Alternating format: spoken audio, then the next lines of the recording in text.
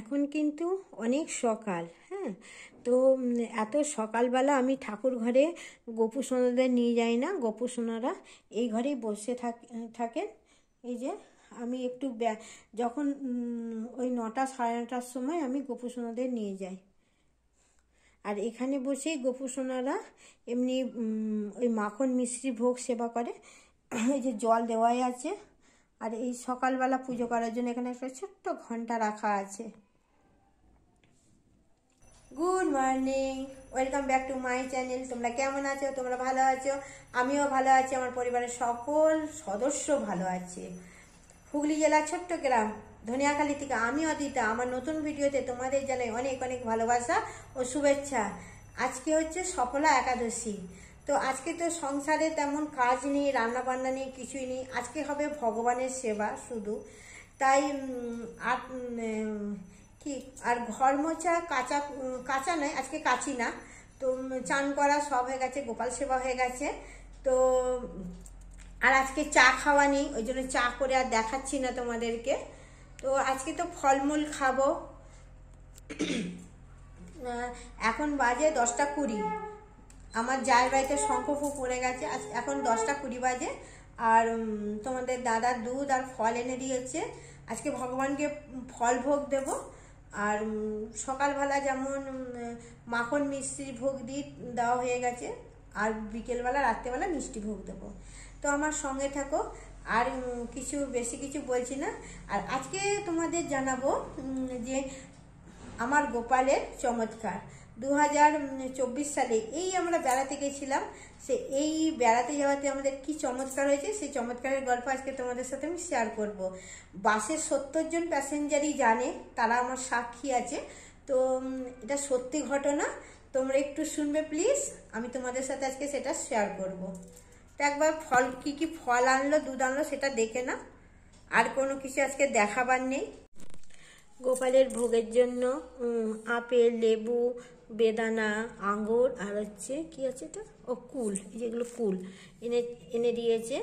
আর এখানে আছে দুধ, আর ওখানে আছে সিঙ্গাপুরি কলা। আর বাড়িতে আছে তোমার কি বলে এটা, কি ফল, সবেদা আছে। এই দিয়ে আজকে ভগবানকে ভোগ দেব। তো আমরা তো বুদ্ধিহীনতাতে ভুগি। তো আমরা বুঝতে পারি না যে ভগবান আমাদের সাথে সাথে আছে কি না। যেমন ভালো কর্মের ভালো ফল, খারাপ কর্মের খারাপ ফল, এটাতে গীতাতে স্পষ্টভাবেই উল্লেখ করা আছে, সে সকলেই জানো। তো সেরকমই এবারে আমরা যখন বেড়াতে গেছিলাম বৃন্দাবন ট্যুর, হরিদ্বার ট্যুরে, তখন প্রথমে তো গয়াধামে গেলাম, তো আমার দাদাভাই কাজ করলো। তারপর এলাহাবাদ গেলাম, তারপরে তাজমহল, বৃন্দাবন থেকে এই গোপু সোনাকে আনলাম। খুব ইচ্ছা ছিল গোপু সোনাকে আনা, তো এই গোপুকে নিলাম। আর এখান থেকে হরিদ্বারে প্রচুর কেনাকাটা হয়েছে, অজস্র কেনাকাটা হয়েছে। আমি তোমার দাদাকে না জানিয়ে কিছু টাকা সরিয়ে রেখেছিলাম, কিছু টাকা মানে 5,000 টাকা সরিয়ে রেখেছিলাম, যে এই কেনাকাটা হচ্ছে, পরে আরও জায়গায় যখন ঘুরতে যাব হোটেল ভাড়া পেমেন্ট করতে পারবো না, যেখানেই যাচ্ছে সেখানেই কেনাকাটা হচ্ছে। ওই জন্য আমি 5,000 টাকা সরিয়ে রেখেছিলাম। সরিয়ে একটা চাদরের মধ্যে রেখে দিয়েছিলাম, একটা ছোট্ট মানি ব্যাগের মধ্যে চাদরে রেখে দিয়েছিলাম। সেটা তোমার দাদাকে আর বলিনি। তো যাই হোক, গিয়ে হরিদ্বার থেকে কেনাকাটা করার পর এবার অযোধ্যার দিকে যাব। এবার হরিদ্বারে এত ঠান্ডা পড়েছে, মানে হরিদ্বারের থেকে বাস ছাড়ার পর খানিক পরে, ওই তখন রাত 1:30 বাজবে, এমন সময় এত ঠান্ডা করছে, মানে মুজো জামা কাপড় সব পরে আছি, ঠক করে কাঁপছি। দিয়ে কি মন গেল, দিয়ে তোমার দাদাকে আমি বললাম যে দেখো আমাকে চাদরটা ব্যাগ থেকে বার করে দাও তো। গোপু সোনা কিন্তু বাঙ্কারেই আছে, হ্যাঁ, তো বার করে দাও তো। এবার তোমার দাদা তো জানে না ব্যাপারটা। আমি একবার জানে না একবার বলেছিলাম, মানে শুনিয়ে রেখেছিলাম, কিন্তু অত মানে ঘোরার আনন্দটা তো খেয়াল করেছে কিনা জানি না, কিন্তু আমি শুনিয়েছিলাম একবার ওই ফেরার সময়। তো যাই হোক, এবার রাত তখন 2টো বাজে। এবার তোমার দাদা চাদরটা আমাকে বার করে দিয়েছে। চাদরটা বার করে এবার চাদরটাকে খুলে তোমার দাদা আমি দুজনেই গায়ে দিয়েছি। তোমার দাদা বললো আমাকে একটু দাও, খুব ঠান্ডা করছে, হাত পায়ের জন্য জমে যাচ্ছে। দিয়ে যাই হোক, দুইজনের চাদর রাত 1টার সময় ঘটনা ঘটে গেছে, যা হবার আমার হয়ে গেছে তখন। তারপরে সকালবেলা অযোধ্যায় ঢুকেছে। অযোধ্যায় যখন ঢুকেছে তখন 7টা বাজে, হ্যাঁ 7টা কি 6:30 এরকম বাজে, আমার ঠিক জানি না। আমি নাকি ঘুমোচ্ছিলাম, তোমার দাদার সিটের মধ্যে আমার গায়ে চাদরটাকে ভালো করে দিয়ে নেমে গেছে। বাস থেকে সবাই নেমে গেছে, আমি একা বাসে ঘুমোচ্ছিলাম, আর একটা মানে বাচ্চা ছেলে ছিল। আমার 9টার সময় ঘুম ভাঙাতে দেখলাম সব ওই সবাই গল্প করছে, বাইরে ঘোরাঘুরি করছে। আলটিমেট হোটেল নেওয়া হয়ে গেছে, সব হয়ে গেছে। আর হোটেলের সামনেই বাসটা দাঁড়িয়েছিল একটুখানি দূরেই। তোমার আমি যেহেতু বাসে একা আছি, তাই জন্য তোমার দাদাও ওই সামনেই ছিল, ইয়ে করছিল, সব দেখছিল।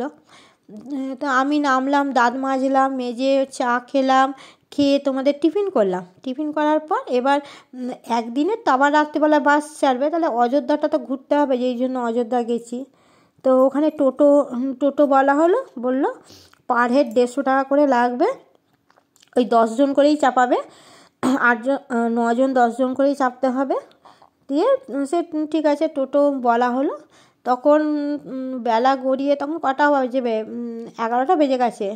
টোটো করে আমরা রামের মন্দির সামনে, রাম মন্দির না, ওখানে তো সব রামের মন্দির, তো সামনে সীতামা রামের একটা মন্দির ছিল, সেখানে প্রথম নিয়ে গেল। সেখানটা দেখলাম, দেখার পর কি মনে করতে করতে না আমার হট করে মনে পড়ে গেছে। তোমার দাদাকে বলছি, আচ্ছা তুমি যে রাত্রিবেলা চাদরটা আমার গাতে চাপালে, ওই চাদরের মধ্যে কিন্তু আমার 5,000 টাকার একটা ব্যাগ ছিল, তুমি কি সরিয়েছ? তোমার দাদা বলছে, না তো, আমি তো সরাইনি। তাহলে বাসে পড়ে গেছে, কেন তখন বাসে তো লাইট অফ ছিল। তো মনটা এক চটকা আমার খারাপ হয়ে গেল। তারপরে খানিকক্ষণ পর আমার মনটা আবার ঠিক হয়ে গেল। এটা ভেবেই যে যা হবার তা হয়েছে, হয়তো আরও বড় কিছু হবার সম্ভাবনা ছিল, তাই ভগবান ছোটোর মধ্যে দিয়ে আমার 5,000 টাকার মধ্যে দিয়েই আমার কাজটা করে দিয়েছে। মানে একটা কথা আছে না, যে যা হচ্ছে ভালোই হচ্ছে, যা হবে ভালোই হবে, আমি সেটাই ইয়ে করে রেখেছি। আর আরেকটা কথা যেটা আমি এই প্রভুদের সান্নিধ্যে জানতে পেরেছি, যে যেটা তোমার নয় সেটা কখনোই তোমার কাছে থাকবে না, যা তোমার তা আমার কাছেই থাকবে। আমি ভেবেছি এই 5,000 টাকাটা হয়তো আমার নয়, তাই আমার কাছে নেই, আজ হারিয়ে গেছে আমার হাত দিয়ে, এত বড় ভুল হয়ে গেছে। কিন্তু আমি মাত্র আমার একটুকু ওই খানিকের জন্য, মানে ক্ষণিকের দুঃখ হয়ে আবার মন আমার ঠিক হয়ে গেছিলো। তোমার দাদার দিকে লক্ষ্য করে দেখলাম, তোমার দাদা একটু চিন্তিত, কেননা চিন্তিত হবে তো, অযোধ্যা আছে, বেনারস আছে, কাশী, সব ঘোরা এখনও বাকি আছে, এখনও 4-5 দিনের ব্যাপার আছে। তো সেখানে খরচাপাতির ব্যাপারটা আছে, প্রায় হরিদ্বার অবধি আমাদের 35-36 হাজার টাকা অলরেডি 2 মানুষের খরচা করে ফেলেছি। তো যাই হোক গিয়ে, তো আমি তোমার দাদাকে বললাম যে দেখো, টেনশন করো না, মেয়ে তো বাড়িতে আছে, মেয়েকে ফোন করবো, হোটেল পেমেন্টগুলো মেয়েকে বলবো তুই করে দে, অনলাইনে তুই পেমেন্টটা করে দে, কেন মেয়ের ব্যাংকের টাকা রাখা আছে ওর ব্যাংকে, তাই মেয়েকে বললে মেয়ে ওইটা করে দিতে পারবে। তাহলে আমার কথা শুনে তোমার দাদার মনটা একটু ভালো হয়ে গেল, যাক গিয়ে। আর আমার টাকা হারিয়েছে, সকলের তো টাকা হারায়নি, কারোর কাছে এত বড় বাসে 70 জন প্যাসেঞ্জার আছে, কারোর কাছে হেল্প চাইলে নিশ্চয়ই দেবে। আর আমাদের যেই দাদা নিয়ে গেছে সে তো অবশ্যই দেবে, এটা আমি জানতাম। কেনাকাটা আর করবো না, সেরকমভাবে ঘুরবো, এটাই মনে মনে ঠিক করে নিয়েছি। দিয়ে আমি ঘুরেছি। আর অযোধ্যার কোনো আমি ফটো টুকটাক তুলেছিলাম, সব ফটো তুলতে পারিনি, কারণ অযোধ্যাতে পুরো ফটো তোলা নিষিদ্ধ, যেখানেই গেছে সেখানেই বলছে না ফটো তোলা যাবে না মাতাজি, ফটো গার্ডরা বলছে যাতা করছে, আমি আর ফটো তুলিনি। আর রাম মন্দিরের ফটো সে ভুলে যাও, রাম মন্দিরে কোনো ফটোই পাবে না, গিয়ে চোখে দর্শন করে আসতে হবে। আর যদি ওই বড় বড় নিউজ চ্যানেল যখন ফটো দেবে তখনই দেখতে পাবে, কারণ 3টে গার্ড পেরিয়ে, মানে 3টে চেকপোস্ট পেরিয়ে মোবাইল কেন কিছু নিয়েই ঢোকা যাবে না। অযোধ্যা রাম মন্দিরে ঢোকার সময় মানে আমরা তো যেহেতু বাঙালি শাঁখা পরা আছি, সে ভালো করে খুঁটিয়ে খুঁটিয়ে দেখছি, যাদের মোটা শাঁখা। তো ভগবানের দর্শন করলাম, প্রসাদ নিলাম, সব নিলাম। তারপরে ওখানে একটা বিশাল হনুমান মন্দির আছে, প্রায় 70-75টা সিঁড়ি উঠে তারপরে মন্দির, খুব সুন্দর, বিশাল বড়। আর ওখানে ফটো, ভেতরটা এত ভিড়, ওখানে ফটো তোলা যাচ্ছিলো কিন্তু এত ভিড় আমি তুলতে পারিনি, মানে আমি বেটে মানুষ, আমার ওই হাতটা অত অবধি পৌঁছায়নি মানুষের মাথা ভেদ করে ভগবানের ফটো নেওয়া।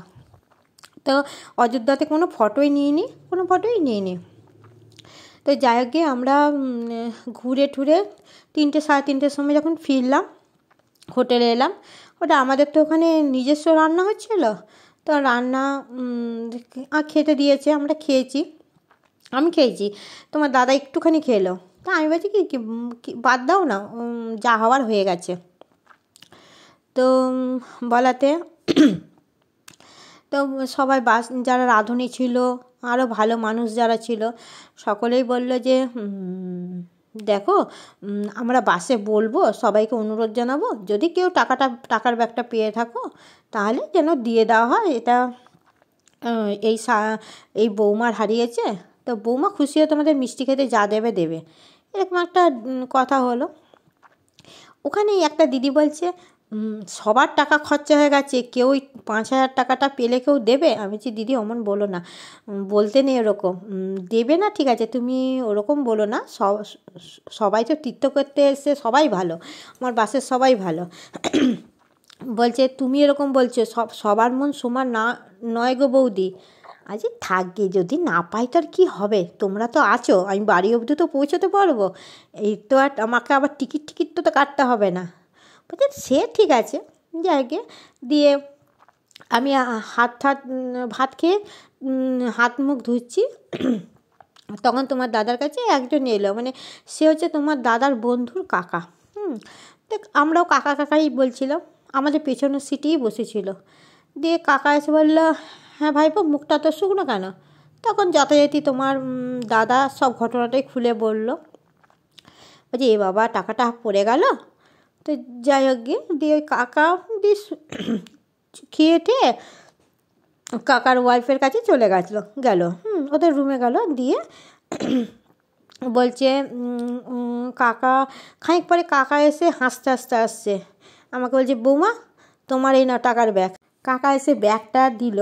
আমার 11টার দিকে, বেলা 3টে সাড়ে 3টে অবধি আমার এতটুকু দুঃখ হয়নি, সত্যি বলছি আমার কষ্ট হয়নি, কিন্তু টাকার ব্যাগটা পেয়ে না আমি অঝরে কেঁদে ফেলেছি। কেন বলো তো? আমি ভাবলাম যে ভগবানের কি লীলা, হ্যাঁ, টাকার ব্যাগটা হারিয়ে গেছে। তারপরে কাকিমা এলো, কাকিমা এসে বলছে যে ব্যাগটা আমি পেয়েছি, তো আর খানিকক্ষণ হলে হয়তো ব্যাগটা নিচেই চলে যেত, নিচেই গেলে মানে বাসের বাইরে চলে গেলে তো পাওয়াই যেত না।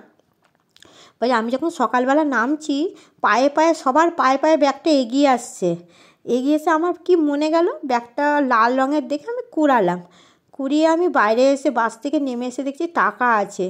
আমি ওই জন্য কাউকে আর কিছু বলিনি, আমি দেখছিলাম কে বলে আমার টাকা হারিয়েছে, তো তাহলে তাকে প্রমাণ সহ বললে তবে ব্যাগটা ফেরত দেবে, এটাই কাকিমা চিন্তা করে রেখেছিল।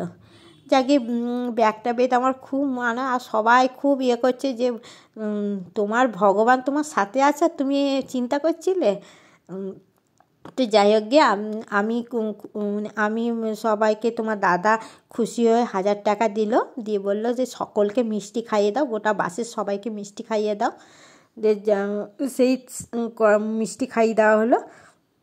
এবার এটা কিন্তু সত্যি, একদম সত্যি, এতটুকু মিথ্যে কথা আমি বলিনি। কেন বলো তো, এই ভিডিওটা আমার 70 জন মানুষের মধ্যেও কেউ না কেউ দেখছে, হ্যাঁ, তাই জন্য বললাম কথাটা। তো এরকম গোপালের অনেক চমৎকার আছে যা আমার সাথে হয়েছে। তো আমি সব চমৎকারগুলোই একটা করে বলবো। তো ভগবান নেই কে বলল, ভগবান আছে, সব সময় আছে, আমরা বুঝতে পারি না, আমরা মূর্খ মানুষ, তাই আমরা বুঝতে পারি না, ভগবানের মহিমা বুঝতে পারি না। আমরা সবসময় ভগবানকে খারাপ বলি যে ভগবান এই করে দিচ্ছে না, ওই করে দিচ্ছে না, কিন্তু তা নয়। আমাদের যতটুকু আমাদের লেখা আছে, যতটুকু আমরা ভালো কর্ম করে এসেছি ততটুকু ফলই আমরা পাবো, তার এক চুল বেশি পাবো না। তো আমার গোপু সোনার কথা শুনে কেমন লাগলো তোমাদের অবশ্যই জানাবে, আর কমেন্টে রাধে রাধে লিখে দেবে। আর কি বলবো, ভালো থেকো, সুস্থ থেকো। সবাই ভগবানের সেবা করো, দিনে একবার হলেও গীতা পাঠ করো, একটা কলি হলেও পাঠ করো, জপ করো, দেখবে ভগবান আপনা আপনি এসে ধরা দিয়ে যাবে, সব দুঃখ মুছে যাবে। তো আমার ভিডিওটা আমি এখানেই, আমার গল্পটা শেষ করছি, গল্প না, আমার এইটা আমি এখানেই শেষ করছি। ভালো থেকো, সুস্থ থেকো, আর টাটা। আবার কালকে দেখা হবে একটা নতুন ভিডিওর সাথে। রাধে রাধে।